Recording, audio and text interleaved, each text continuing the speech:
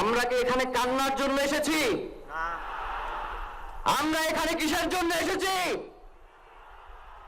আমার ভাইয়ের রক্তের বদলা নেওয়ার জন্য আজকে আমরা এই জানাজায় দাঁড়িয়েছি।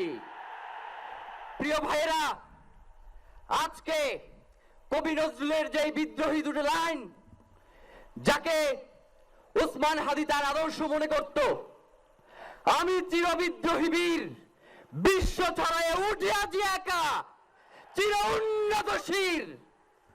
প্রিয় ভাইয়েরা, আপনারা জানেন শরীফ ওসমান হাদিকে এক সপ্তাহ 168 ঘন্টা আগে গুলি করা হয়েছে।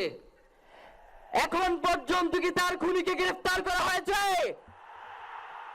সরকারের পক্ষ থেকে এখন পর্যন্ত কি খুনিকে গ্রেফতারের ব্যাপারে আপনাদেরকে আশ্বস্ত করা হয়েছে?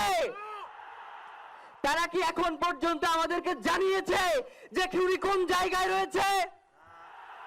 আমরা স্পষ্ট মনে করছি যে এখানে খুনি একজন নয়, এখানে পুরো একটা খুনি চক্র কাজ করেছে। আমরা ইনকিলাব মঞ্চ এবং তার পরিবারের পক্ষ থেকে আপনাদেরকে জানিয়ে দিতে চাই, খুনি, খুনের পরিকল্পনাকারী, খুনের সহায়তাকারী এবং পুরো খুনি চক্রকে বিচারের আওতায় নিয়ে আসতে হবে এবং আগামী 24 ঘন্টার মধ্যে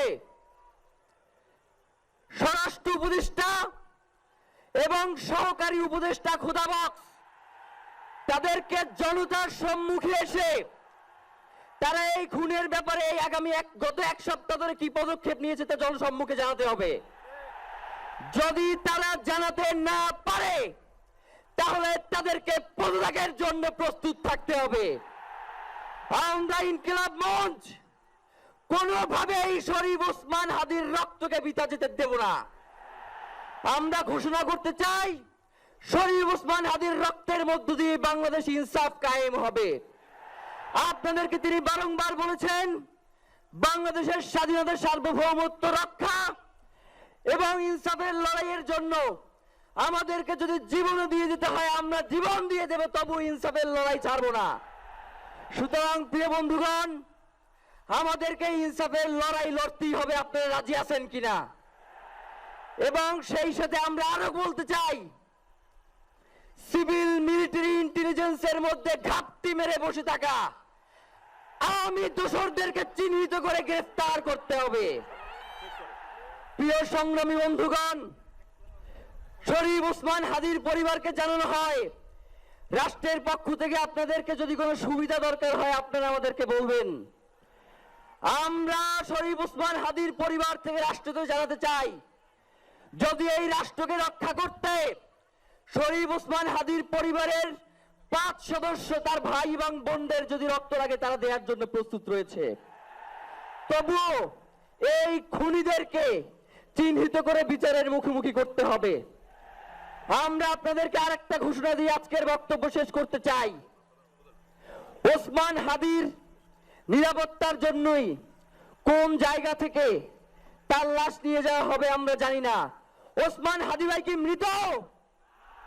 তিনি আমাদের লক্ষ কোটি তরুণের মধ্যে জীবিত রয়ে যাবেন ইনশাআল্লাহ।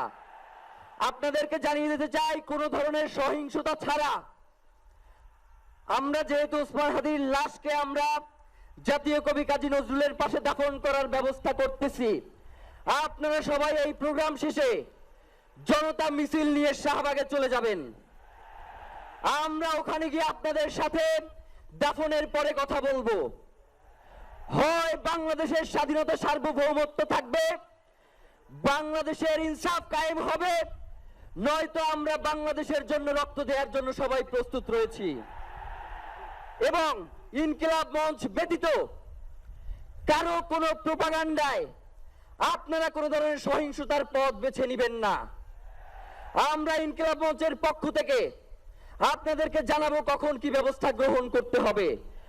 আপনাদের সকলকে, এই লক্ষ লক্ষ মানুষকে, আজকে শরীফ ওসমান হাদির জন্য যারা এসেছেন, শহীদ শরীফ ওসমান হাদি, তাকে আমরা সবাই দোয়া করব এবং তার যেই লড়াইয়ের পথ, তার যেই সাংস্কৃতিক আন্দোলন, তার যেই আধিপত্যবাদের বিরুদ্ধে লড়াই, আমরা সকলে সেটাকে একসাথে প্রতিহত করব।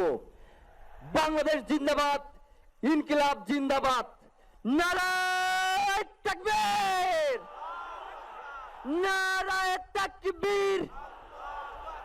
দিল্লি না ঢাকা, দিল্লি না ঢাকা, গোলামি না আজাদি, ক্ষমতা না জনতা, আপোষ না সংগ্রাম, দিল্লি না ঢাকা। আমার ভাই কবরে, খুনি কেন বাহিরে,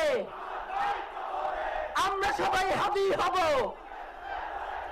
গুলির মুখে কথা কব, আমরা সবাই হাদি হব। নারায়ে তাকবীর, ইনকিলাব ইনকিলাব, মুজিববাদ মুর্দাবাদ, ইনকিলাব জিন্দাবাদ।